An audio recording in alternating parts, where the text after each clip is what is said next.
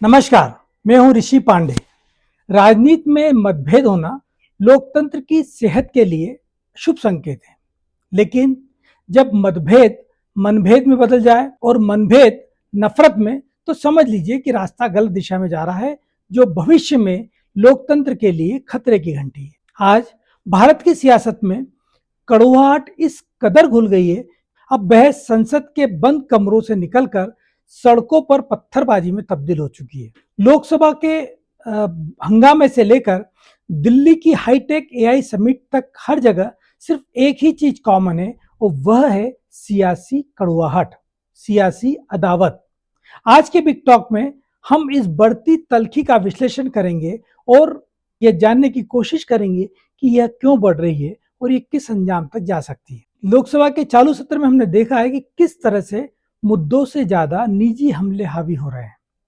लोकसभा में विपक्ष के नेता राहुल गांधी द्वारा पूर्व सेना अध्यक्ष मनोज नरवणे की एक अप्रकाशित किताब के कुछ संस्मरणों को कोट करने को लेकर जो विवाद शुरू हुआ था, वह संसद की दीवार को लांघकर एआई समिट तक पहुंचा और वहां से निकलकर कई सारे शहरों की सड़कों पर पहुंचा, जहां पर बीजेपी और कांग्रेस के कार्यकर्ताओं को हमने एक दूसरे से गुत्तम गुत्ता होते देखा। राहुल चाहते थे कि वे उस किताब के जो अभी तक अप्रकाशित हुई, जिसे सेना ने ही प्रकाशन से रोक दिया है, उस किताब को उद्धृत करते हुए वे सरकार पर हमले करें और सरकार को इस बात के लिए बाध्य करें कि वो देश की सुरक्षा के लिए खतरा है। तो लोकसभा में हमने देखा कि कैसे मुद्दों से ज्यादा निजी हमले हावी हो रहे हैं, और वही सिलसिला एआई समिट के इर्द गिर्द भी घुमा। एआई समिट, जहां पर देश विदेश के कई सारे नामचीन लोग आए थे, बड़े बड़े उद्योगपति थे, एआई के जो जितने बड़े हाईटेक लोग थे वो सारे उपस्थित थे। वहां पर कांग्रेस की युवा इकाई ने प्रदर्शन किया, और वो प्रदर्शन भी ऐसा जिसमें उन्होंने शर्ट उतार दी और एक अधनंगा, जिसको कह सकते हैं, वो प्रदर्शन किया। ये देश की साख पर बहुत बड़ा एक सवालिया निशान खड़ा कर रहा था कांग्रेस का प्रदर्शन। लेकिन कांग्रेस ने इसे सही ठहराया। कांग्रेस का कहना था कि जब आप हमको लोकसभा में नहीं बोलने देंगे तो विरोध कहीं तो करना पड़ेगा। भाजपा के नेताओं ने उसका जो विरोध करना था किया।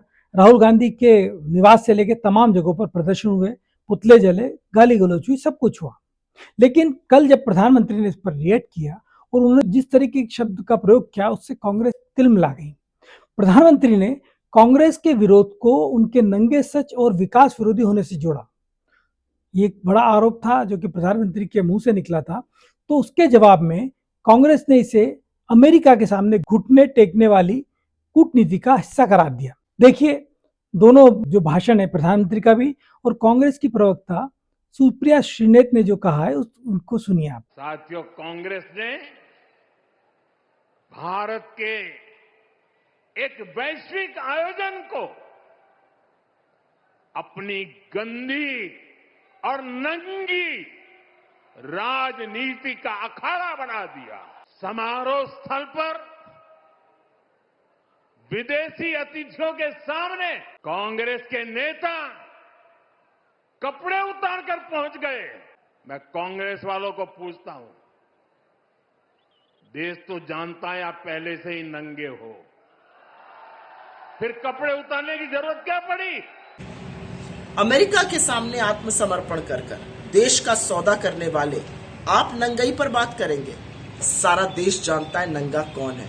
इसलिए मोदी जी, थोड़ा शब्दों का चयन ठीक से किया करिए। कांग्रेस के जाबाज साथियों ने जो आपको बेनकाब और बेपर्दा किया है, उससे आप घबराए हुए हैं। जब बड़े नेता ऊपर उलझे तो कार्यकर्ता सड़क पे आ गए। नेताओं की जुबान से निकले तीखे शब्दों ने बारूद का काम किया और माचिस लगी सड़कों पर।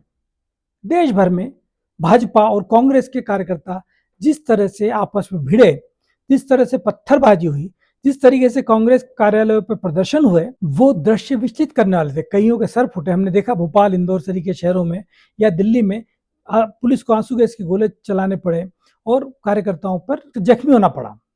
दिल्ली, मुंबई, लखनऊ की सड़कों से जो तस्वीरें आई हैं वो डराती हैं। पर सवाल ये है कि जब ऊपर से शब्दों की मर्यादा टूटती है तो नीचे कानून की मर्यादा टूटना तय है।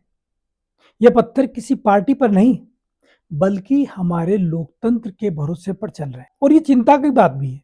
इस समय देश को क्या चाहिए था? इस समय देश को ऐसे विषयों पर नेताओं की ध्यान आकर्षण चाहिए था जो कि वास्तव में हमारे जीवन से जुड़े हुए हैं। मसलन रुपये की आज कीमत 91 रुपये हो गई है डॉलर के मुकाबले। अर्थव्यवस्था के सामने चुनौतियां हैं।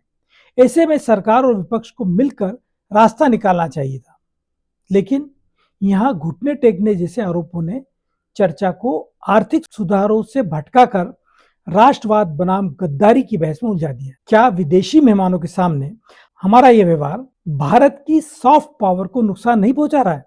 सोचना होगा, सभी को सोचना होगा, हमें, आपको और नेताओं को भी। अब बड़ा सवाल कि क्या यह टकराव और बढ़ेगा, क्योंकि यह सियासी टकराव है। लेकिन जब ये सियासी टकराव लोगों की निजी जीवन तक आता है तो ये बहुत भयावह हो जाता है। 2026 के दौर में जहां हम टेक्नोलॉजी में दुनिया को पछाड़ने की बात कर रहे हो, क्या हमारी राजनीतिक सोच और पीछे नहीं जा रही है? अगर संवाद की जगह पत्थर और गाली गलौज ने ले ली तो आने वाली पीढ़ियों को हम क्या सौंप कर जा रहे हैं? हम कैसा लोकतंत्र उनको देना चाह रहे हैं जिसकी बुनियाद सम्मान पर नहीं अपमान पर टिकेगी? सियासत में अदावत कीजिए, लेकिन उसे दुश्मनी मत बनाइए। भाषा की गरिमा बनाए रखना सिर्फ शालीनता नहीं बल्कि जिम्मेदारी है, और इस जिम्मेदारी से कोई भी पक्ष बच नहीं सकता, वो सत्ता हो या विपक्ष हो। याद रखिए, एआई समिट खत्म हो चुकी है, चुनाव बीत जाएंगे, लेकिन समाज में घुली गई ये कड़वाहट सालों तक पीछा नहीं छोड़ती। क्या आपको लगता है कि हमारी सियासत पॉइंट ऑफ नो रिटर्न की कगार पर पहुंच चुकी है, एक ऐसे शीर्ष पर पहुंच गई है जहां से लौट कर आना मुमकिन नहीं लगता?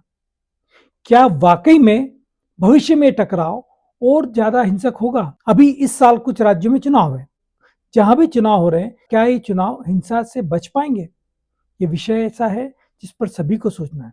अपनी राय कमेंट में जरूर बताइए। आज के लिए इतना ही, फिर मिलेंगे, तब तक के लिए आज्ञा दीजिए। नमस्कार।